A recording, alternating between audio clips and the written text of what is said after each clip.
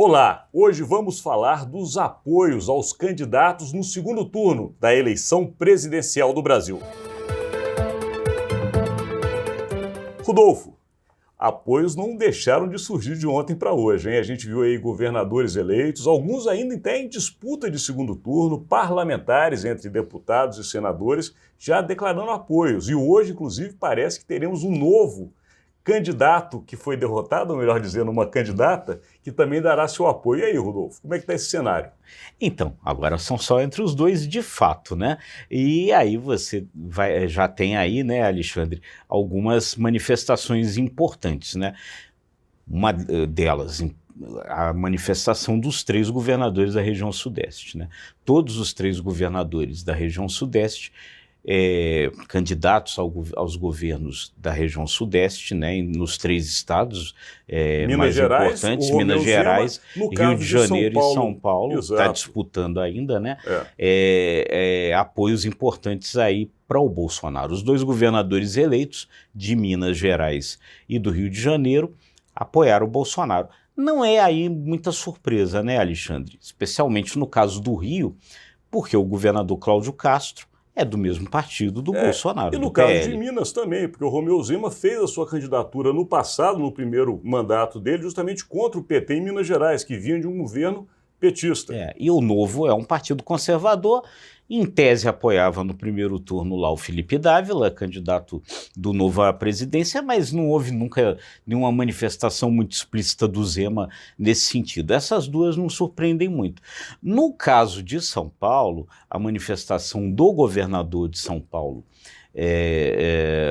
o Rodrigo Garcia ao Bolsonaro é um pouco mais surpreendente, porque o PSDB não é um partido conservador, ele dá mais uma guinada para o conservadorismo com esse apoio do Rodrigo Garcia ao Bolsonaro.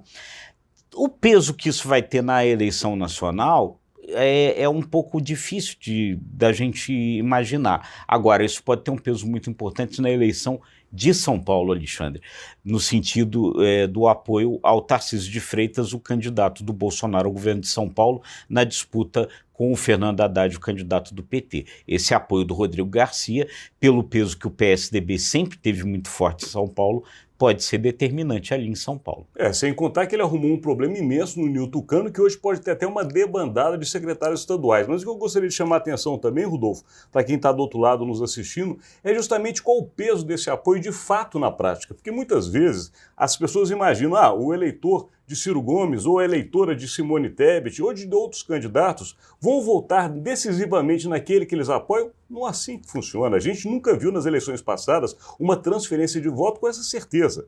Portanto, essas sinalizações, claro, são apoios importantes do ponto de vista político, mas não necessariamente de transferência de voto, né, Rodolfo? Com certeza, né? Se a gente pensar um pouco, né, Alexandre, essa movimentação no final do primeiro turno que fez crescer a votação no Bolsonaro, né, muita gente já avalia que são votos que saíram de pessoas que eram eleitores do Ciro e da Simone Tebet no primeiro turno. Então, realmente, isso às vezes não tem esse peso todo. Agora, se tem algum tipo de sinalização que pode ser importante aí, são a dos 2 candidatos que também tiveram voto no primeiro turno, né? Porque praticamente todo mundo já votou ou no Lula ou no Bolsonaro, mas os poucos que não votaram no Lula e no Bolsonaro votaram na Simone Tebet ou no Ciro. Então, a sinalização da Simone Tebet e do Ciro é que passa a ser importante. O PDT já sinalizou apoio ao Ciro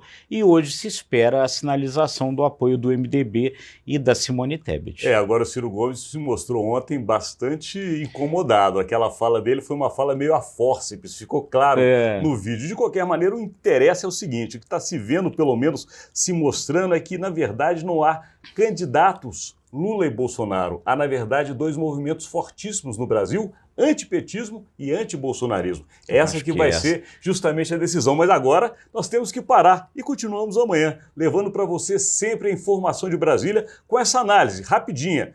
Imagem, credibilidade e Jornal de Brasília, feito para você.